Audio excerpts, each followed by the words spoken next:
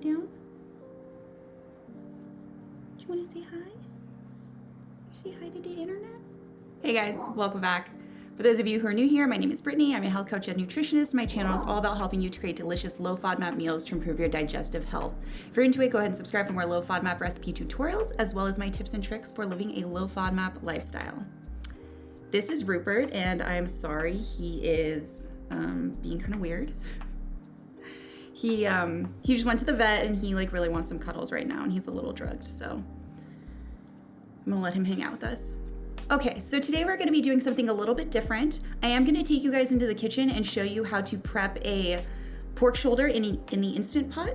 I've done this a couple of other times in my mojo pork video and my pork chili verde video, and you guys really seem to like those recipes, so I'm gonna show you another version today. But instead of making just one dish with this meat that we're prepping today, I'm gonna show you how to turn it into a bunch of different dishes throughout the week. I'm gonna show you guys how to take the same meat and make carnitas, pulled pork sandwiches, breakfast, well, just breakfast, I guess, yeah, breakfast dish. We're also gonna make like a sort of fusion ramen type thing. It's gonna be good. So there are a couple of different philosophies on meal prep. There is the cook once, eat twice philosophy, which I love. But the problem with that one can be that you have to make a giant batch of this one dish, and you end up having 4 days that you're eating this dish, and by day 2 you're just like, ugh, I really don't want to eat this anymore, right? So I really like to do an ingredient meal prep at the beginning of the week or whatever day that you meal prep, and I like to cook up a couple of proteins and starches. Those are the things that take longer, and it's good to have them prepped, and then that way when you come home after work, you can just throw those together with some vegetables and cook those fresh. And that's what really helps your food to feel fresh and new every single day, because a lot of people don't like to eat leftovers. I'm also gonna show you guys how to maximize the variety and versatility of this meal prep using the low FODMAP staples that we keep in our pantry and our fridge, and the skills that I have taught you guys thus far on this channel. So we're going to use the barbecue sauce from my rib video. We're gonna use that for our pulled pork. I'm also gonna show you how to make a romanesco sauce today. We're also gonna be drawing on our coleslaw video. So yeah, I'm just gonna be showing you guys a bunch of different things that you can do with this pulled pork using stuff that I typically make and that I've taught you how to make and that I just happen to have in the fridge. So we're gonna see what happens when we go up there and do it. I'm also gonna teach you how to not waste any of the flavor that we are cooking up in our broth today. So we're gonna be using it to make a sauce. You can also make a gravy. I'm not gonna show you how to make a gravy today, but there are other videos that do show you how to make gravy. And yeah, I think that's it. So let's get started. All right guys, I have 4 pounds of pork butt roast here, also known as pork shoulder. I've cut it into 4 different 1 pound pieces. That's gonna make it cook quicker in our Instant Pot. And we are going to start by salting and peppering the meat before we put it into sear. I like to start with the fat side first because what we want to do is sear the fat side the fat side first in the Instant Pot, and then we're going to flip it over so the fat is on the top while it's cooking so that the juices from the fat drip down into the meat. So let's start that. You want to salt very generously because these are thick pieces of meat.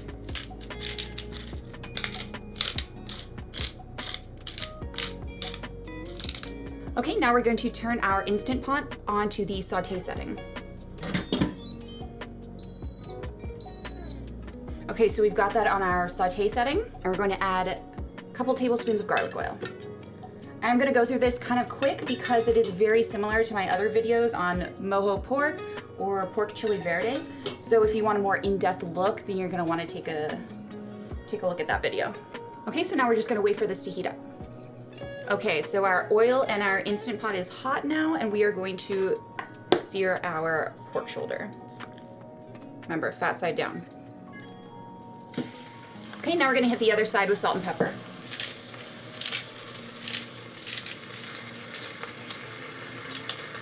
Okay, so now we're just gonna sear each side for about 10-15 minutes, depending on how long, depending on how much meat you have. Okay, so while that's searing, we're going to chop up our bell peppers. I've got 1 1/2 here, 1 3/4. That's the great thing about making a dish like this in the Instant Pot. You're basically just creating flavor. It doesn't need to be like a super strict recipe. The only thing that's really gonna matter is if the broth tastes salty enough before you cook it. So I'm just giving these a quick slice. Okay guys, our meat's been searing for about 10 minutes. I'm just about to turn over the last piece. Like I mentioned before, we've got all our fat pieces on the top now, so the fat is going to drip down and really flavor that meat while it cooks. Now we're just going to add our bell peppers, 1 cup of water, a can of diced tomatoes. Make sure they don't have any garlic or onions in there. We're gonna throw in a couple of bay leaves, and then 1.5 teaspoons of FODMAP chicken soup base, for those who don't know yet, but like if you've been watching this channel for any length of time, you probably know. Okay, so that's what's gonna salt our broth along with the canned tomatoes. So now we're just gonna mix everything up. So the other thing you wanna be careful of is if you are using a larger Instant Pot. This is the 6 quart. If you're using the 8 quart, you wanna make sure you have at least 2 cups of liquid in there for it to pressurize properly. There is a little bit of liquid for the tomatoes, but I wouldn't count that. Just do 2 cups of water and then do 2 teaspoons of FODMAP chicken soup base. Okay, so now we're just mixing it up, making sure that FODMAP gets in there. There we go. Okay, so now we're just going to wait for this to pressurize, and then which takes about like 30 minutes, and then we're gonna take an hour to let it cook, okay? Our pork shoulder / butt roast, they're both the same thing. It's been cooking in our Instant Pot for 1 hour on high, and I've been letting this depressurize for about 10 minutes, and then I force release the pressure. Oh, it's already falling apart. It's gonna be hard to get this out of here. Try to be really gentle. Oh my God, this looks so amazing. Oh, look at this piece. Oh, so good. That is like a giant piece of fat, which does mean lots of flavor. And I know that's like something that people on the low FODMAP diet struggle with. So that's why I really prefer to use pork shoulder. Also, I feel like the meat is a lot more tender, but if you are looking for a leaner option, you can totally use pork tenderloin. Okay, I think we got it all. Here is our 4 pounds of meat. Okay, so let's shred it. I just have 2 forks here. It's gonna go super quick because, like I said, this is just like so juicy and tender. Like look how easy that is. If you wanted to make it a bit leaner, you could also just like take this hunk of fat and like remove it. Oh my God, this is so good. Okay, gosh. Okay, so you see how there is like quite a bit of juice in here already? If there isn't, for some reason, when you do this, you can take a splash of the juice from the container and put it in there. But I think this is enough juice for us. I might put like 1 more little splash. So let's drain this so we can have a little splash of the juice to put in here.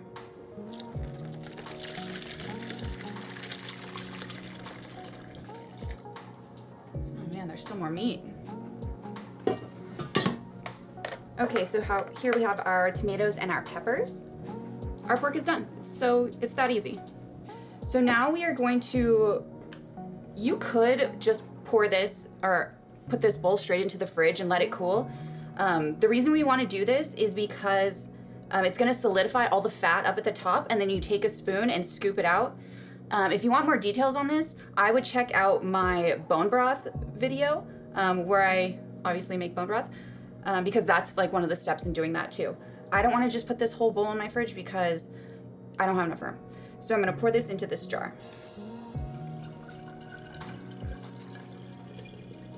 Holy shit, we did it. No spills. Oh my God, this is so beautiful. Ooh.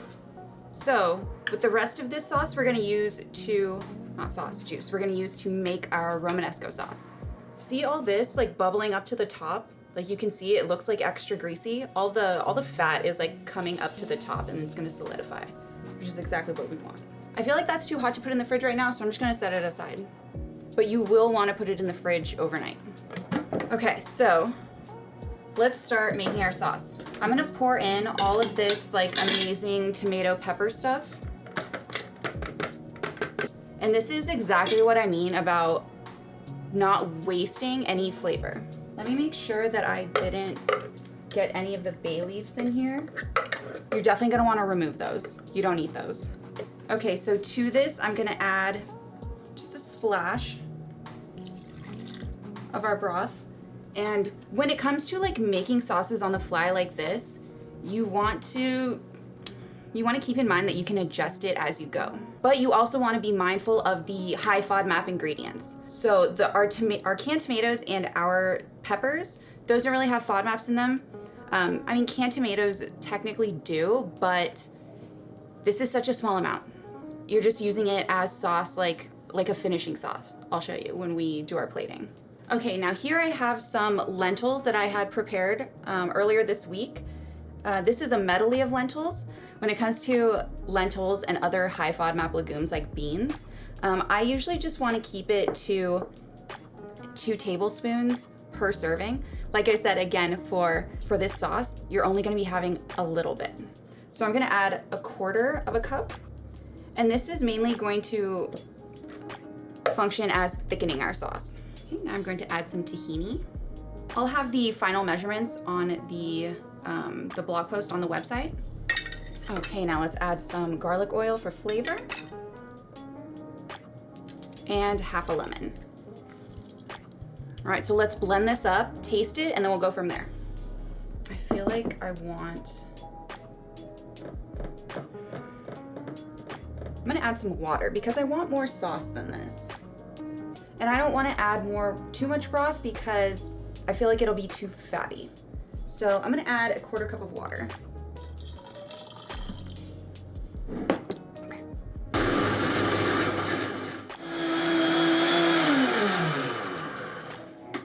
Okay, so I just blended this for about a minute, slowly working my way up the dial on the Vitamix, all the way up to 10. Ooh, that's really good. I really like the consistency. Let's see, let me get a spoon so I can show you guys. Okay, so you see how it like coats the spoon?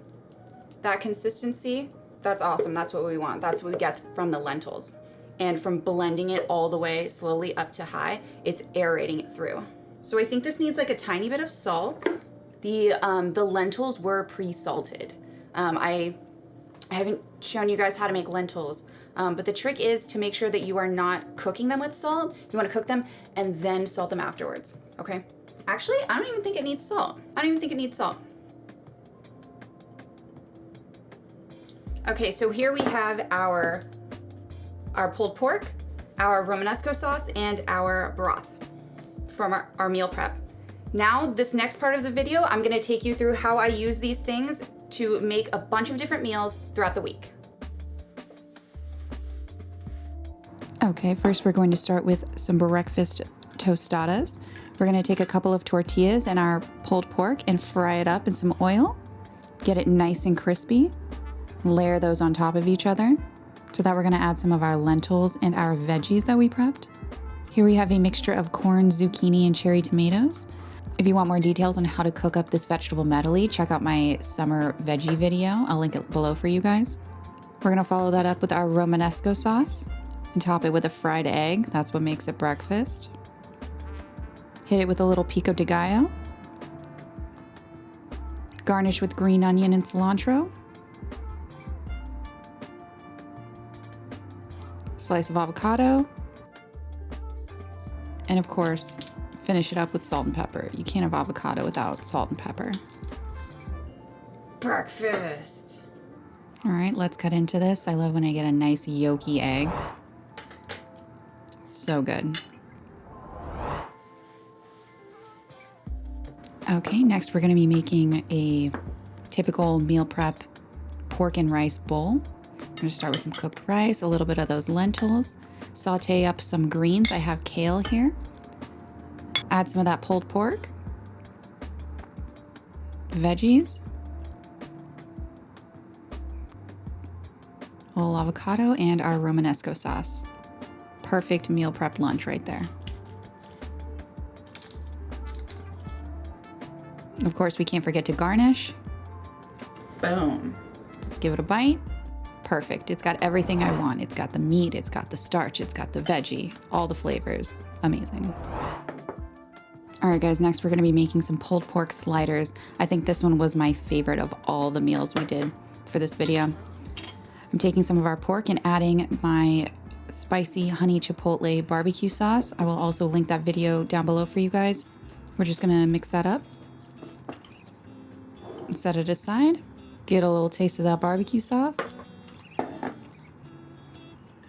All right, next we're gonna toast up some of these little gluten-free slider buns that I found at Sprouts. Put a little scoop of our pulled pork on top.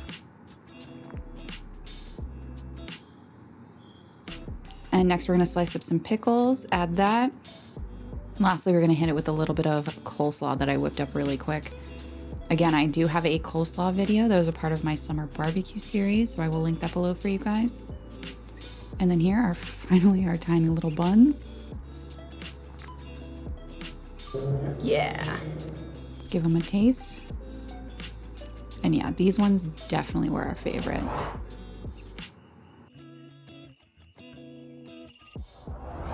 All right, for this next one, we are gonna be making a pulled pork ramen sort of thing. So we start with some rice noodles that I've cooked up according to the package directions, and add some of our pulled pork and a soft boiled egg that I had in the fridge. We're gonna take the broth that we had left over from our pulled pork, the one that we had in the fridge. We're gonna heat a little bit of that up with some miso paste, just a tablespoon. It's gonna give it that like Asian-y flavor. And then finally top it off with a little bit of chili oil for some heat. And lastly, garnish it with plenty of green onion and cilantro. I just love adding that to every dish. The color just makes it pop, makes it look so appetizing. A little avocado, because why not? Take a little bite. Oh my God, so good. All right, and lastly, we are gonna be making some classic Carnitas tacos. So here I've taken a couple of corn tortillas and fried them up again. To get the nice hard shell taco shape, you're gonna fry them up in some oil like we did with our tostadas, but then we're gonna hang them upside down in a cooling rack so that they can harden into that shape. Next, we're gonna fry up our pulled pork into carnitas again, fill our tacos with that, finish it off with a little bit of pico de gallo, garnish with plenty of green onion and cilantro, and finish it off with a little cotija cheese.